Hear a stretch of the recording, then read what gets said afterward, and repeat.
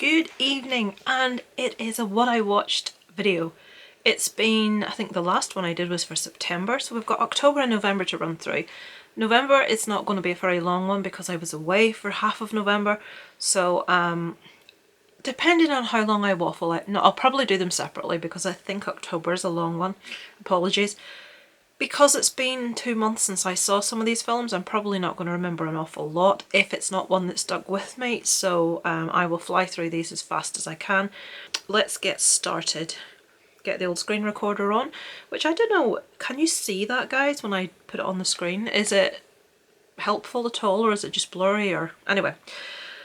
On the 1st of October I watched Colossal, which is one for... Oh! Do you like my other little Christmas jumper with the little gems? Colossal has got Anne Hathaway in, who my husband's very fond of. I don't think for her acting ability. I didn't think I would like this, but I really enjoyed it. It's really surreal type thing. I cannot tell you what it's about without spoiling it. It's quite surreal. It's a drama / comedy. I can't tell you what it's about, but give it a chance. It's really good. It's quite different from most things you would have seen.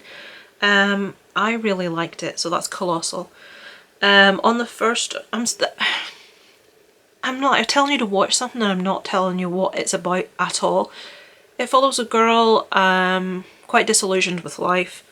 Her people that she knows, her relationship's fallen apart. She goes back to her hometown and some stuff starts to happen, and that's all I'll say. On the same day I watched Evelyn. Oh right, yes. This was a documentary that was on Netflix following a family as they try to cope with the loss of one of the young men with it, brother, son, to suicide as far as I remember. It was quite long and drawn out. I do like documentaries, I do like things that are quite personal. But it's not one that I would recommend as such unless you're really massively into that sort of thing, because it was quite drawn out and long-winded. On the 2nd I watched Crawl, which I missed at the cinema, which hurricane hits Florida, is it? Florida, and obviously you probably know giant alligators. If I said the wrong thing, is it alligators, not crocodiles? Doesn't say. I know there's a difference. Lisa doesn't know the difference.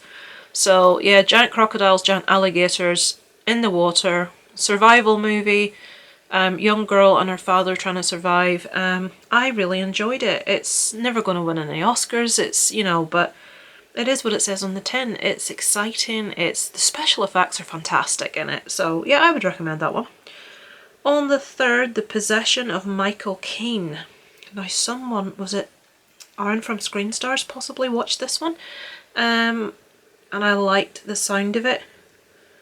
Film tells the story of a documentary filmmaker who doesn't believe in God or the devil. Following the sudden death of his wife, he decides to make his next film about the search of the existence of the supernatural, making himself the centre of the experiment. Right, so there's demonologists, necromancers, practitioners of the occult, all this sort of thing. Does he find existence of something that is otherworldly or not? I think you can imagine with the title of the film. Yeah, decent enough little film, enjoyed it, yep. It's not a blockbuster, but yeah, it was an easy enough little watch. On the 4th I watched Child's Play, which wasn't as bad as I thought it was going to be. It wasn't great though. Child's Play, I love the original movie. The following movies, I like a couple of them, the rest just got a bit old. This remake of Child's Play where Chucky is a robotic animatronic type doll, it passed the time. It was okay, but I didn't think it was amazing. I know this is really vague, folks, but I'm trying to get through these. In the Tall Grass, I quite enjoyed this one. This was another Netflix movie. Is this based on a Stephen King book? Maybe it isn't. Maybe I'm just fooling myself into... This one is like a weirdy one where a family... Should I read what it says on here? After hearing a child screaming for help from the green depths of a vast field of tall grass, Becky, a pregnant woman, and Cal, her brother, park their car near a mysterious abandoned church and recklessly enter the field, discovering they are not alone, and because of some reason they are unable of escaping a completely inextricable vegetable labyrinth. So basically the people go in here because they hear a little lad shouting. They go in to try and find him and help him, and they all get stuck in this field and they can't get out. And just all this weird stuff starts happening. And yeah, I enjoyed it. That was In the Tall Grass. Bloodline. I have no recollection of the 2.5. I don't remember this. Evan values the family above all else, and anyone who gets between him, his wife and his newborn son learns the hard way. And when it comes to violent tendencies, it seems the apple doesn't fall far from the tree. I have no recollection of that movie. I gave it 2.5 out of 5, so it must have been okay, but not amazing. Apologies. Midsummer. This is one that's quite controversial. Some people love it, some people hate it. I can see why people love it, that love it. There are certain aspects of it that are very different. I personally found it quite drawn out, quite a lot longer than it needed to be, but some of the scenes within it improved the score for me because they were genuinely really shocking, or just, you know, where you watch the screen and your mouth's open and you're like, oh my god, I can't believe what I'm looking at here. There were a couple of scenes that were really disturbing, and that brought the score up for me because they were so well done. And it was a genuinely unsettling movie. So I did overall like it. I just felt that it was a bit longer than it needed to be. I know a lot of people found it really boring, but I didn't. On the 6th, Cold Skin. That one's quite interesting, actually. This is the one about a man on an island who discovers that there are otherworldly things living on this island, that there is a fight.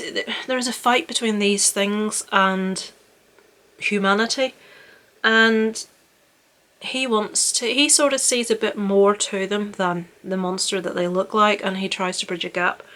Again, a lot more to it I won't go into, but it is worth watching. It is quite an interesting one. I gave it 2.5 out of 5. On the 7th, Depraved. A field surgeon who suffers from PTSD after combat in the Middle East creates a living human out of body parts. Yes, I remember now. This is like a modern day Frankenstein. That's the only way to put it. It is nowhere near as good as Frankenstein. My favourite version of Frankenstein, apart from the really old black and white one, I can't remember the year, is Mary Shelley's Frankenstein with Kenneth Branagh in. I love that movie. This is nowhere near as good as that, but it's worth a watch. It's basically Frankenstein in the modern day. 9th, The Meyerowitz Stories, New and Selected. This is one I've been meaning to watch on Netflix for a long time. It always sort of like, I never was in the mood for it. It's an Adam Sandler movie. I really enjoyed this. It's got someone else. Dustin Hoffman's in it, Ben Stiller, Emma Thompson, so that cast is amazing. It's about an estranged family, the relationships between them, just normal life, stuff happens. It delves into, there's 2 brothers and a sister, and you get a different aspect of their lives, sort of all giving you a full picture. And it's just something you watch for the love of movies, really, and for the sort of character story, and I really enjoyed it. The Meyerowitz Stories. On the same day, The Guilty. Police officer Asgard Holm, demoted to desk work as an alarm dispatcher, answers a call from a panicked woman who claims to have been kidnapped. Confined to the police station and with the phone as his only tool, he races against time to try and help her. I can't remember this. I do vaguely remember the guy on the phone getting into trouble and locking himself in another room trying to help this woman, and I don't remember much else about it. I've given it 2.5. I really apologise. This is why I need to do these things right away. I don't think you're missing anything amazing. I think that was subtitles as well. It wasn't an American or English movie. On the 10th, I watched 3 movies. I went to the cinema to see The Joker, which I loved. I'm one of those people that do like to get the background behind how a character is, how they are. I know some people don't, but I do. It's why I did enjoy the zombie remake of Halloween, even though I will concede, having watched Halloween all the way through again, the whole franchise, that the zombie movies don't really fit the franchise, but I still enjoy them. So Joker, there were bits of it that made me feel genuinely cringy and uncomfortable, not as in, oh, this is really good, I feel so uncomfortable, but just, you know, stop that. You're doing it for too long now. I'm beginning to feel unsettled and uncomfortable in a bad way. Stop it. And it's the laughing in it. But apart from that, I loved it, and Joaquin Phoenix's performance was just fantastic. But I had no doubt when I found out that he was doing this. I thought it's going to be amazing, and it was. So I watched that because I was waiting on Billy Connolly, The Sex Life of Bandages. My mum was in hospital at this time. This is why I haven't done videos for quite a while. So my mum was in hospital. I was up and down a lot to the hospital to see her, and I had tickets to see a once only screening sort of thing of the new Billy Connolly. It's a stand-up he done somewhere in Australia, and like an interview, and it's only released in cinemas. So I had a ticket for this for months in advance, and it was in the same town that my mum was in hospital in. So rather than travel right back home and then back up to that town, I stayed there and I watched The Joker to fill the time. And then, of course, Billy Connolly, The Sex Life of Bandages. This man, with the exception of Freddie Mercury, these two people I idolise. Okay, my battery ran out on my camera, so now I have to start my screen recorder again. Yeah, so Billy Connolly, Sex Life of Bandages, awesome, loved it. The stand-up just shows that he still has it. He refers to his Parkinson's, he makes fun of himself with that before anyone else. It's like, for all you symptom spotters out there, and he actually tells you what his symptoms are, and he makes the whole thing into a joke. I've just such admiration for the man. I love him. I've got a tattoo of him on me. Just a little caricature, not like a portrait or anything. But I love him dearly. The last time I saw him live was in Bradford in England about, I don't know exactly off the top of my head, maybe about 6 years ago. And he was so good, and he had been diagnosed with Parkinson's at that stage. And I said after that gig that I wouldn't see him again, and I haven't, and I won't. I don't want to spoil what was an amazing gig. I don't want to see him degenerate. I watch everything he does, I watch all his TV shows, I watch all his stand-up videos, but I won't go and see him live again. Because I want to end on a high with Billy, so I just love him. Also on that same day, I Do Until I Don't. It just looks like it's something about couples.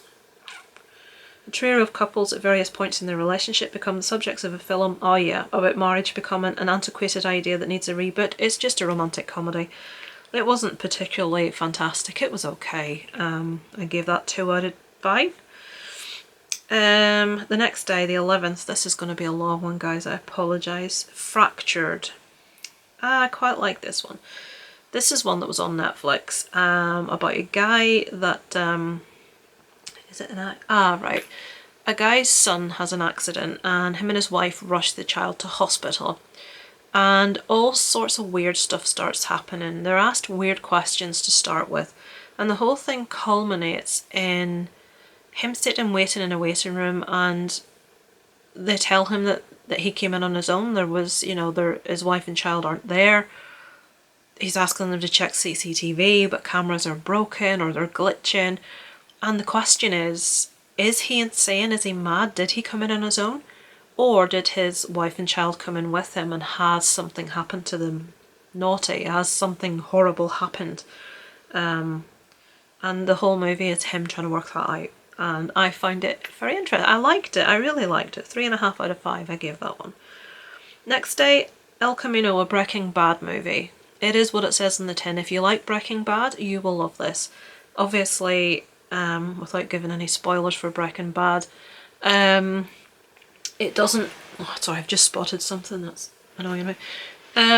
Not all the characters are in this. This one actually mainly follows Jesse and his story and what happened to him. And yeah, it's really good. And is it Aaron Paul who plays Jesse? Yeah, good performance. Can't complain, and different little characters pop up here and there. But yeah, it was good. I liked it. On the 13th, The Influence.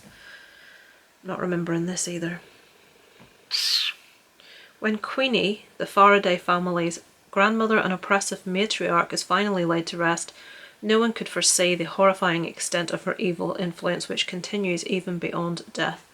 I think this is something to do with one of the kids being like somewhat possessed by the grandmother that's passed. And it's just like a spooky kid movie, and it's not particularly that good, so yeah. On the 16th, Cold Pursuit. That's the Liam Neeson one, set up in like the Arctic where he's a snowplow driver. It's your typical Liam Neeson action, good guy beats the bad guys type movie. 17th, American Woman. I obviously really like this. I've given it 4 stars. A young grandmother in a small Pennsylvanian town raises her daughter's child after the girl disappears. All the while, a desperate search for her continues. American Woman. Sienna Miller. Aaron Paul's in this as well. Yes, I did enjoy this. This one was really good. It's quite story based. It is quite slow, but it's my sort of thing. I really liked it. It's like a crime, you know, what happened, where is she? 4 stars out of 5 I gave this, so I would recommend that for someone that can watch something that is that little bit slower. On the 18th, Itsy Bitsy. I watched this because it's suitable for Isaac to watch. It's about giant spider. It's a bit daft, it was a bit silly. It's not my type of thing. I don't like movies like, right, be ready with that unsubscribe button, folks. I don't like things about, like, critters. I do like Gremlins. I don't know why I like Gremlins and I don't like critters, but I don't. Ghoulies, not a fan of that either.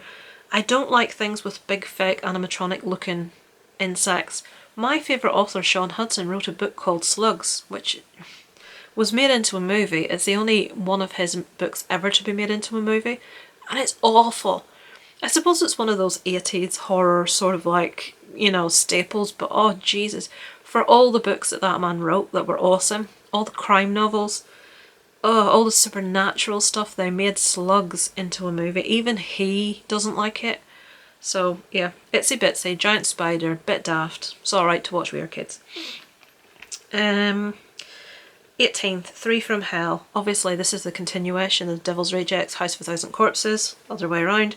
I love these characters. I love this movie. I thought it was really good. Personally, I wish they'd left it at the end of the Devil's Rejects, because to me that ending was just beautiful. I don't think they should have made this movie. In saying that, I really enjoyed it. But yeah, I love Rob Zombie movies. I love the whole grittiness of them. I love the characters. Would like to have seen them end this little tiny franchise at Devil's Rejects, but will concede that it was a really good movie. On the 19th, I watched the new Maleficent. Angelina Jolie is a goddess. I love her. She is beautiful. She is quite possibly one of the most beautiful women in the world. Really good. I preferred it to the first one. There were some hunky long-haired men with wings in this, which was always good. And I wanted to see Angelina get together with one of these big hunky men. Didn't happen. So that's a bit, oh look, attraction tickets direct. Just to remind me that I'm no longer in Florida. Go away. So yeah, Maleficent 2 I enjoyed. I've put the wrong Maleficent down there, 2014, or did I watch the old one again? Flip, I don't remember. On the 20th, I watched Vigilante. Oh yes, this has got, what was she in? Olivia Wilde. I remember her being in House, I think. Really, really, really beautiful woman. Most actresses tend to be these days. And this is one about a woman that's been oppressed. She's been beaten. She's a victim of domestic violence and obscene control. And she escapes her husband, and she makes it her life's work to help other women in the same situation. And she is a badass. But she is a badass that can be reduced to nothing at the mere sight of her ex-partner. It was a really good movie. I really enjoyed it. Very powerful for any woman that has been a victim of control or abuse, which the number of that, admittedly I will admit that, when I was much younger, but the amount of women that can say that they've at the very least been slapped or punched once is ridiculous. It's really, really high, and it has happened to me more than once. The first time I was stupid and made excuses. The second time I made an excuse because it just happened once. It never did happen again, but I did get out of that relationship shortly after. But these days, it does occur to me that if a person, I'm not going to say a man because women do it as well, if a person has the capability to lift their hand and hit you or kick you or whatever, that takes a certain mindset and a certain feeling towards you. The very thought, I sit and say to myself, can I imagine ever physically hitting Darren? I can't even begin to think how much disrespect you would have for your partner to do something like that. So if a person can do that once, they can do it again. So now I am a bit more savvy these days. But anyway, that was a complete deviation. A vigilante, it could be quite triggering for women that have been there and through this sort of thing. But it was a very well acted movie. On the same night, I watched Wounds. Disturbing and mysterious things begin to happen to a bartender in New Orleans after he picks up a phone left behind his bar. Oh, this is really daft. He keeps saying things on this phone left behind by like teenagers where there's like just really gross things and gory things, and it's like, oh my god, what's happening? And then he sort of begins to descend into insanity. It's a good idea. I just didn't feel it was executed altogether well. It lost itself halfway through and it never quite got itself back on track again. How many? 1, 2, 3. This day I watched 4 movies. Next one was Ghosts. Oh, that's not a movie. Ghosts of Sugarland. That was a short, 20 minutes. Shocked when their friend embraces extremism, a group of Muslim Americans in Texas recount their time with him and theories about his fate. So this is a story about a group of young lads that were friends with one of the most like extreme members of like Al-Qaeda that did some really horrible, nasty things. And they talk about him before and the type of person he was and sort of how did this ever happen. Quite interesting. So that's Ghosts of Sugarland. That's on Netflix. It's only 20 minutes long. Same day, Tell Me Who I Am. I won't talk about this. I did a separate video about this. This is a true story about 2 brothers, one of which has an accident.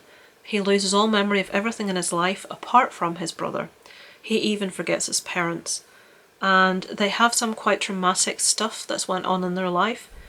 And the brother that is helping the other brother remember decides that he's not going to fill in all the blanks from his life. He's going to give him the gift of a happy childhood, which he didn't actually have.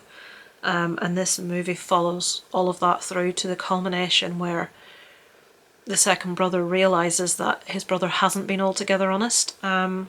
So it's really good, it's really interesting. It's called Tell Me Who I Am. If you want to know more about it, I have done a video and I will link it below if I remember. On the 21st, Can You Keep a Secret? I've given this 1 star, so...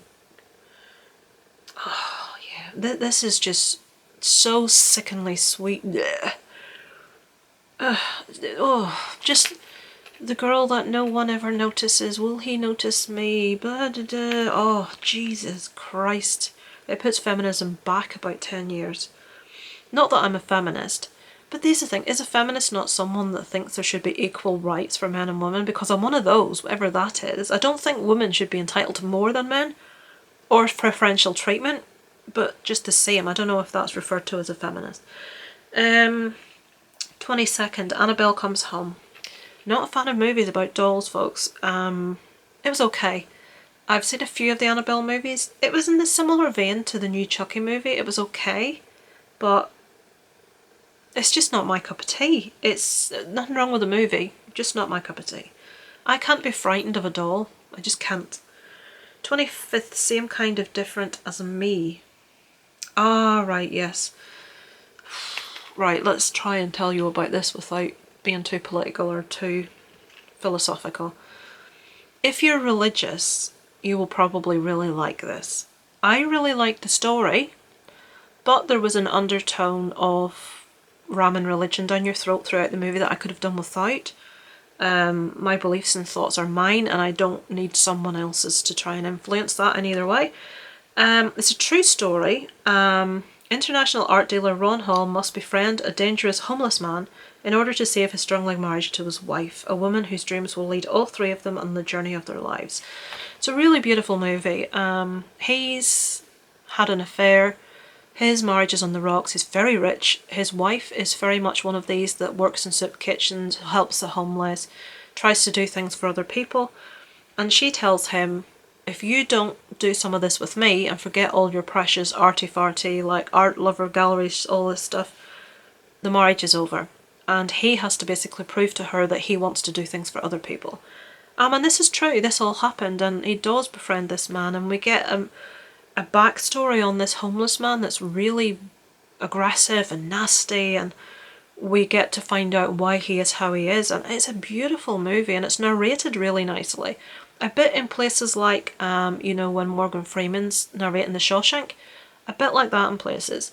But there's this undertone of religion that just ruins it for me. I'm not saying there's anything wrong with religion, I'm just saying I don't want it ramming down my throat. So if the religious element doesn't bother you, same kind of different as me, is a beautiful movie. I just could have done without. Can we not have people do good things and be good people without having to say that God's doing it all? You know what I mean? Hope that made sense. Hope I haven't offended too many people. 26th Replicas. I have seen this before. I watched it again. It's one with Keanu Reeves who... this isn't a spoiler. This is something that you know if you pick up the DVD case. He loses his family in a horrific accident, and him and his friend have been working together on an invention with their company to actually implant memories into robots. His friend is working on something which can clone animals. Long story short, they decide to try to clone his family and implant their memories into the clones to reinvent a new family. And you can imagine all sorts of things that could go wrong with that. But I liked it. It's got Keanu Reeves in. I will watch pretty much paint dry with Keanu Reeves in it. 27th Rattlesnake. A mysterious woman saves her daughter from a deadly snake bite. A single mother must repay the debt by killing a stranger. Yes, I remember. This is all right. Basically, a witchy type doctor saves this woman's daughter from death, and the deal is she must kill somebody before the sun goes down, and excuse me, it's wrestling with who she's going to kill, can she do it, why is she going to do it. It's okay, it's not too bad. It's not brilliant either. I've only got 2 left, folks. Anna and the Apocalypse. I switched this off after 20 minutes. I tried so hard. I just couldn't bear it. No. No. It's the musical zombie Christmas movie, and oh no, everything about it was... My husband doesn't like singing in movies, and I can bear it in certain cases, like things like The Last Showman and Les Miserables, all this sort of thing. But that, no. No. It's like, but what is it? Something. Na na na with the trolley. Oh, never mind. And lastly, and this will end on a fantastic one, Parasite. I gave this 4 out of 5. It probably deserves more than that, to be fair. This is... Lisa's going to say Korean and get it wrong. Is it Korean or Japanese? All unemployed Kai-Tak's family take peculiar interest in the wealthy and glamorous parks for their livelihood until they get entangled in an unexpected incident. Right, let's switch that off. This is about a family of lazy wasters who basically want to be parasitic to another family and leech off them, for want of a better way of putting it, and they slowly engineer different ways to get different members of staff fired from this family, and then each member of the family takes that position. But there's a lot more to it. It was fantastic. Again, it's subtitled, so if that's a problem, probably it's something you're not going to like, but this is such a good movie. It's so good. Give it a watch, give it a chance. I loved it. So I've waffled on for long enough. I do apologise. October was a long month of movies. The next month, November, will be much, much shorter as I haven't watched very much. But thank you for watching if you have. Give me any comments below of movies that you've seen that you recommend that I maybe haven't seen. or any thoughts on any of the ones that I have talked about, and I will see you later for November's What I Watched. Over and out from Lisa Lives.